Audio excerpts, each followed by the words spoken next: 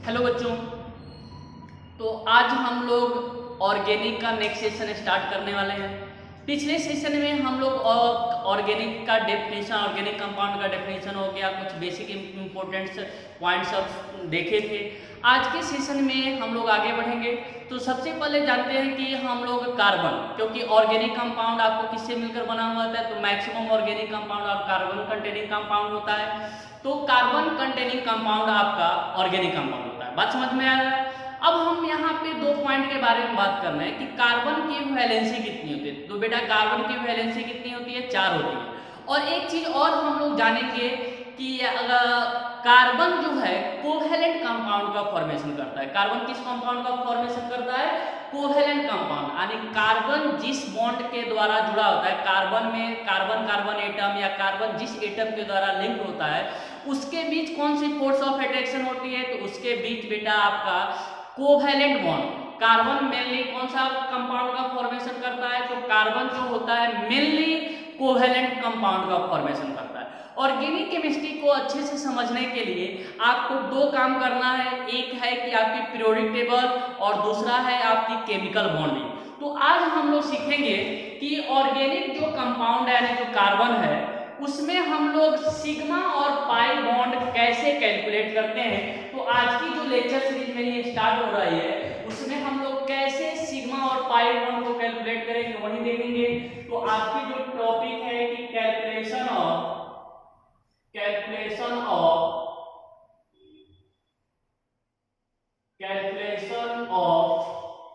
Sigma, calculation of sigma and pi bond, calculation of sigma and pi bond of organic compound कि sigma और pi bond का calculation हम लोग organic compound में कैसे calculate करते हैं। तो ध्यान दीजिए सिग्मा और पाई बॉन्ड। तो देखिए थोड़ा सा अगर मैं हिंट करूं कि ओवरलैपिंग के बेसिस पे केमिकल बॉन्ड को हम लोग दो तरह से डिवाइड किए थे। एक को बोलते हैं सिग्मा बॉन्ड और एक को बोलते हैं पाई बॉन्ड। सिग्मा जो बॉन्ड का फॉर्मेशन होता है वो एक्सियल ओवरलैपिंग के कारण होता है और पाई बॉन्ड का फॉर्मेशन आपका लेटरल ओवरलैपिंग के कारण। सिग्मा बॉन्ड का फॉर्मेशन आपकी एक्सियल या हेड ऑन ओवरलैपिंग के कारण और पाई बॉन्ड का जो फॉर्मेशन होता है लेटरल ओवरलैपिंग, साइडवेज ओवरलैपिंग या पैरेलल ओवरलैपिंग के कारण आपका पाई बॉन्ड का फॉर्मेशन होता है और सिग्मा बॉन्ड का फॉर्मेशन आपका बेटा एक्सियल ओवरलैपिंग के कारण। बात समझ में आया? सिग्मा बॉन्ड जो होता है बेटा डायरेक्शनल नेचर का होता है। सिग्मा बॉन्ड क्या होता है? डायरेक्शनल नेचर का होता है। लेकिन पाई बॉन्ड अगर बोल सकते हैं नॉन डायरेक्शनल। दोनों बॉन्ड में सिग्मा बॉन्ड जो होता है स्ट्रॉन्ग बॉन्ड होता है। सिग्मा बॉन्ड क्या होगा? स्ट्रॉन्ग बॉन्ड होता है। पाई जो बॉन्ड होगा वो आपका क्या होता है? वीक होता है। तो आज की जो लेक्चर सीरीज है हम लोग की, इसमें हम लोग कोई भी आपका ऑर्गेनिक कंपाउंड गिवन होगा उस ऑर्गेनिक कंपाउंड में हम लोग सिग्मा और पाई बॉन्ड कैसे कैलकुलेट करेंगे उसी से रिलेटेड यहाँ पे हम लोग सीखेंगे कि सिग्मा और पाई बॉन्ड कैसे कैलकुलेट करते हैं। थोड़ा सा मैंने बता दिया आपको कि सिग्मा बॉन्ड क्या होता है। तो अगर लेटरल ओवरलैपिंग के कारण पाई बॉन्ड का फॉर्मेशन होता है और एक्सियल ओवरलैपिंग के कारण सिग्मा बॉन्ड का होता है। लेटरल का मतलब हुआ कि देखिए ये जो मेरा हैंड है अगर इस तरह का ओवरलैपिंग हुआ, साइडवेज ओवरलैपिंग हुआ, इसको हम लोग बोलते हैं साइडवेज ओवरलैपिंग। और इस ओवरलैपिंग के कारण आपको पाई बॉन्ड का फॉर्मेशन होता है और हेड ऑन ओवरलैपिंग या एक्सियल ओवरलैपिंग यानी एक का एक्सिस दूसरे के एक्सिस के द्वारा अगर ओवरलैप होगा, एक्सियल ओवरलैपिंग के द्वारा अगर बॉन्ड का फॉर्मेशन होता है तो उसको हम लोग क्या बोलते हैं? पाई यानी सिग्मा बॉन्ड। बात समझ में आया? सिग्मा बॉन्ड जो होगा एक्सियल ओवरलैपिंग और पाई जो बॉन्ड होता है लेटरल ओवरलैपिंग। तो हम लोग को क्या है कि आपको कोई भी कंपाउंड गिवन होगा उस कंपाउंड में आपको सिग्मा और पाई बॉन्ड का फॉर्मेशन होता है। सिग्मा और पाई बॉन्ड चेक करना है, ठीक है। तो एक चीज और आप ध्यान रखना है कि कार्बन जो होता है, कार्बन आपका तीनों बॉन्ड का फॉर्मेशन करता है। तीनों का मतलब कि कार्बन कार्बन के बीच सिंगल बॉन्ड भी होगा और कार्बन कार्बन के बीच मल्टीपल बॉन्ड। ध्यान दीजिए कि कार्बन जो है कार्बन मल्टीपल बॉन्ड का भी फॉर्मेशन करता है और सिंगल बॉन्ड का भी। तो मल्टीपल का मतलब हुआ कि या तो तुम्हारा डबल होगा नहीं तो क्या होगा? Triple bond. अगर किसी भी कंपाउंड में अगर एक सिंगल बॉन्ड दिख जाए किसी भी कंपाउंड में एक ही सिंगल बॉन्ड होगा, तो एक सिंगल बॉन्ड में एक सिग्मा बॉन्ड का फॉर्मेशन होता है। एक सिंगल बॉन्ड में कितने सिग्मा का? एक। अगर आपके पास मल्टीपल बॉन्ड है, एक अगर डबल बॉन्ड है, अगर एक डबल बॉन्ड आपको दिया गया हो, तो एक डबल बॉन्ड में आपका बेटा एक सिग्मा और एक पाई, यानी कहने का मतलब कि मल्टीपल बॉन्ड हो, या तो आपका डबल हो नहीं तो ट्रिपल हो, तो ट्रिपल बॉन्ड में आपका हो जाएगा एक सिग्मा और दो पाई। तो मल्टीपल बॉन्ड में इसको हम लोग बोलते हैं बेटा मल्टीपल बॉन्ड। डबल बॉन्ड और ट्रिपल बॉन्ड को क्या बोलेंगे? Multiple bond. तो मल्टीपल बॉन्ड में सिग्मा बॉन्ड कितने होते हैं? तो मल्टीपल बॉन्ड में सिग्मा बॉन्ड जो होगा, मल्टीपल बॉन्ड में सिग्मा एक ही होता है। तो आपका डबल हो या ट्रिपल हो, सिग्मा बॉन्ड कितना होगा? एक होगा। जो रिमेनिंग बच जाए वो आपका क्या होगा? पाई होगा। बात समझ में आया कि अगर एक सिंगल कोवेलेंट बॉन्ड हो उसमें सिग्मा कितना होगा? एक ही होगा। अगर एक डबल बॉन्ड हो उसमें कितना सिग्मा? एक सिग्मा और एक पाई, और एक आपका ट्रिपल होगा उसमें एक सिग्मा दो पाई।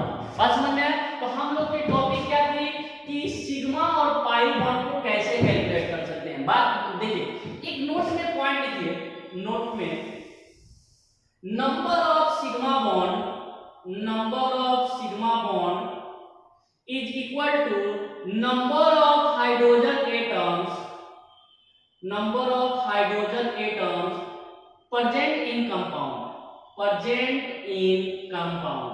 यानी किसी भी कंपाउंड में जितना हाइड्रोजन एटम होगा उतना आपका क्या होगा? Sigma bond. ये तो हाइड्रोजन के द्वारा सिग्मा बॉन्ड होगा।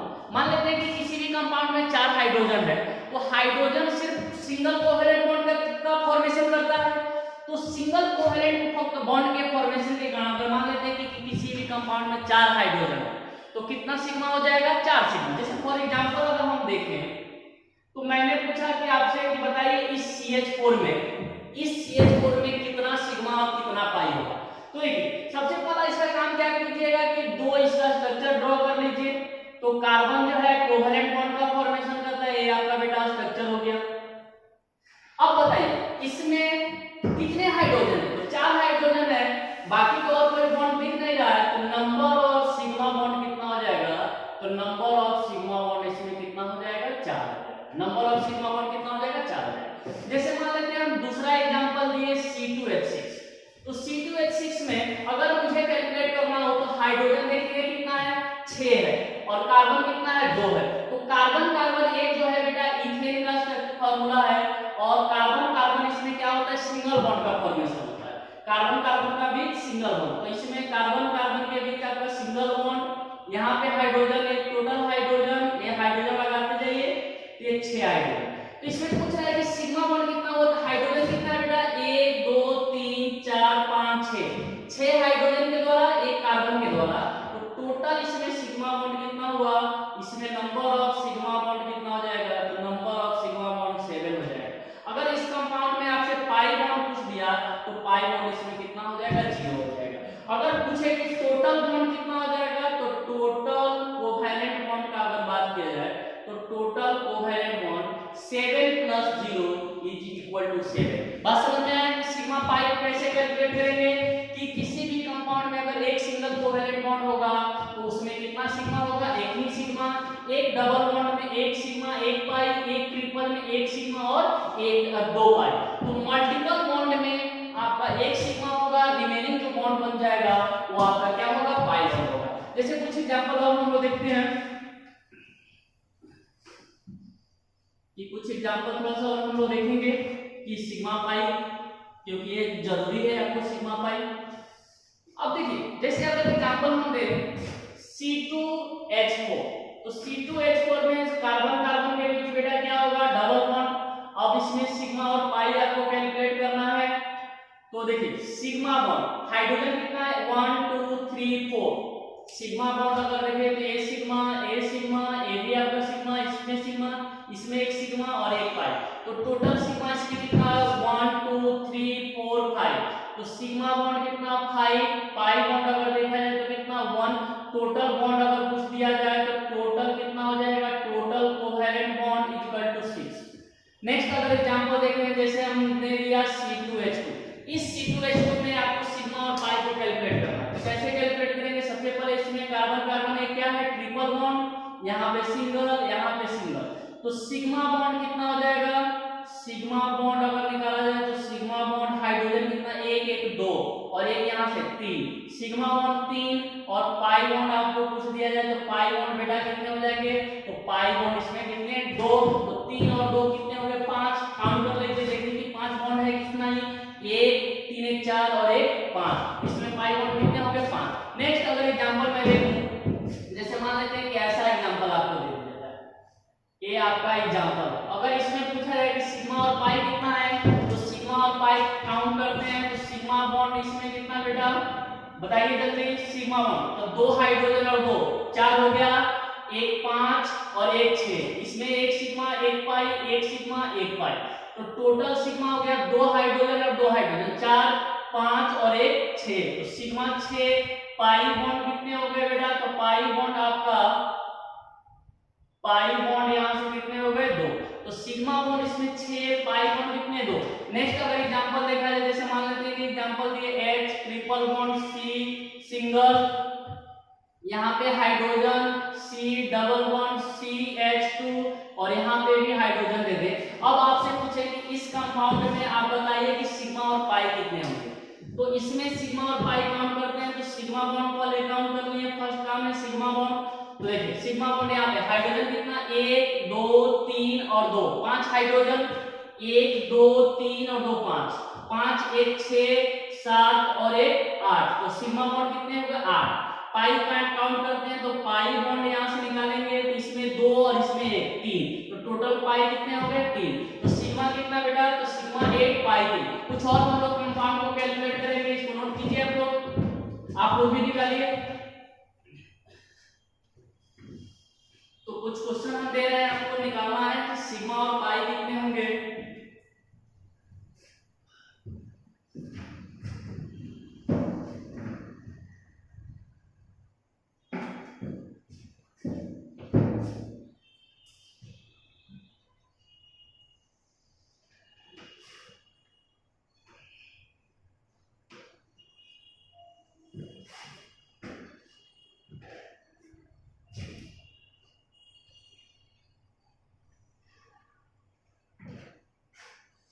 कुछ एग्जांपल लिखते हैं, आप लोग भी निकालिए सिग्मा और पाई।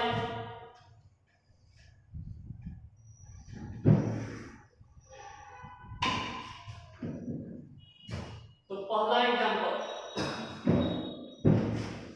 CH3CH double bond CH single bond CH3। दूसरा एग्जांपल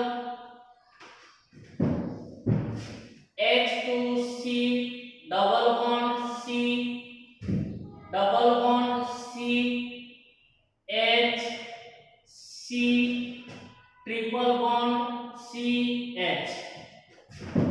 तीसरा अगर एग्जांपल देखा जाए, थर्ड एग्जांपल, तो C H triple C CH3C। आप लोग भी क्या कीजिए, निकाल कैलकुलेट कीजिए।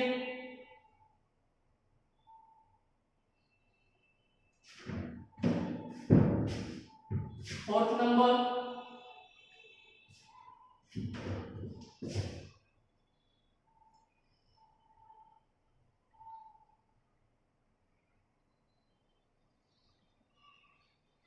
फिफ्थ नंबर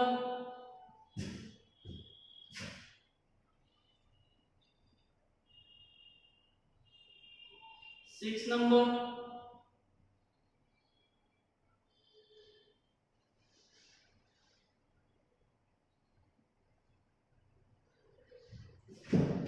सेवन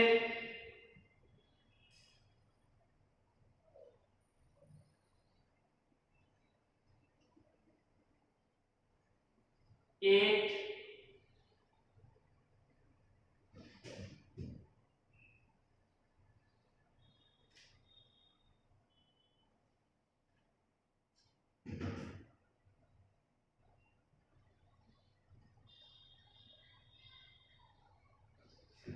9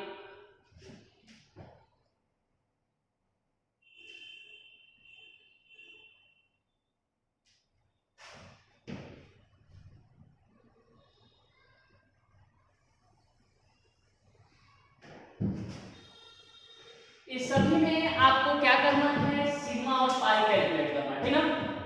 तो सबसे पहले ध्यान दीजिए, ये फर्स्ट क्वेश्चन, तो फर्स्ट क्वेश्चन में सिग्मा वन हम लोग कैलकुलेट करते हैं। तो सबसे फर्स्ट काम क्या है कि हाइड्रोजन चेक कीजिए। तो 3 1 4 और 1 5 3 8, टोटल हाइड्रोजन कितने हो गए, 3 1 4 1 5 और 3 8, टोटल हाइड्रोजन 8 8 1 9 10 11। तो सिग्मा कितना 11। अगर पाई का बात किया जाए तो एक ही दिख रहा है, तो पाई कितना 1।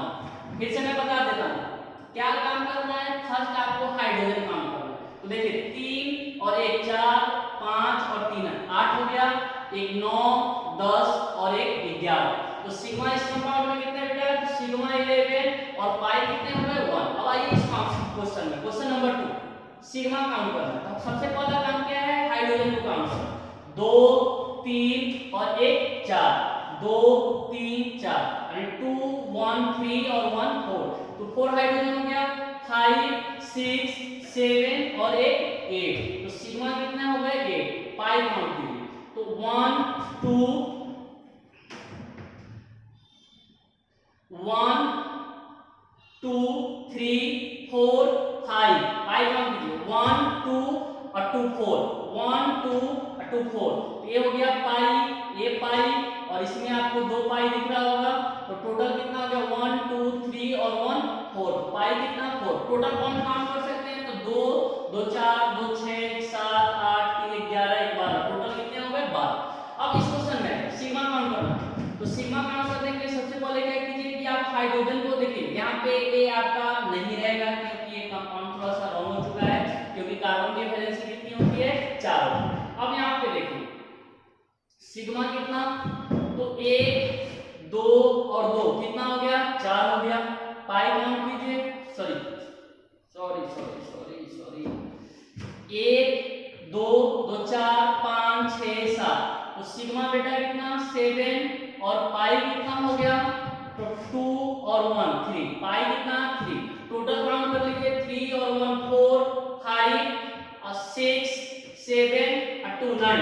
देखिए 3 4 5 6 7 8 9 10, टोटल काउंट कितने हो गए 10 हो गए। अब आते हैं इस क्वेश्चन पे। तो देखिए इसको हम लोग बोलते हैं, ऐसा अगर स्ट्रक्चर दिया रहता है तो इसको हम लोग बोलते हैं बॉन्ड लाइन स्ट्रक्चर। क्या बोलेंगे इसको, बॉन्ड लाइन स्ट्रक्चर। तो बॉन्ड लाइन स्ट्रक्चर में जहां पे भी आपका लाइन ब्रेक हुआ होगा, जहां पे लाइन ब्रेक होगा वहां पे क्या है, कार्बन है। अगर इसका स्ट्रक्चर देखिए यहाँ पे कार्बन, यहाँ पे कार्बन, यहाँ पे कार्बन, यहाँ पे कार्बन, ऐसा कुछ दिया होगा। अगर इसको हम बॉन्ड लाइन को अगर कार्बन कंटेनिंग बनाया जाए तो क्या लिखेंगे कि H2C double bond CH single bond CH फिर डबल बॉन्ड आपका CH2। ये यहाँ का कंपाउंड है क्योंकि कार्बन की वैलेंसी कितनी होती है 4 होती है। अब इसमें सिग्मा बॉन्ड काउंट कीजिए। तो सिग्मा बॉन्ड काउंट करने के लिए देखिए 2 3 4 2 6, तो हाइड्रोजन के द्वारा 6 7 8 9 6, 2 3 4 और 2 6 हो गए। 6 के बाद यहाँ पे काउंट कीजिए 7 8 9, 7 8 9। तो सिग्मा कितना 9 और पाई के कैलकुलेट कीजिए, 1 और 1 2, टोटल काउंट कर सकते हैं। तो टोटल 11 दिख रहा है 11। तो 2 2 जा 4 1 5 6 7 8 9 10, 2 3 4 5 6 7 8 9 10 11, तो टोटल हो गया 11। अब इसमें देखिए इस कंपाउंड को हम लोग ऐसा लिखते हैं C ट्रिपल, अगर H लिखना है कैसे लिख सकते हैं, कार्बन और नाइट्रोजन के बेटा बीच कितना ट्रिपल बॉन्ड। अब यहाँ पे सिग्मा बताइए, इसमें हो जाएगा 3 1 4 और 1 5, तो सिग्मा हो गया 5। पाई कैलकुलेट कीजिए, तो पाई कितने हो जाएंगे 2, तो टोटल कितना हो गया 7। इस क्वेश्चन में हम लोग देखते हैं जो हम लोग फर्स्ट फिफ्थ नंबर बनाए थे, इसमें आपका सिग्मा बॉन्ड कितना हो गया, इसमें आपका सिग्मा 5 पाई कितना 2।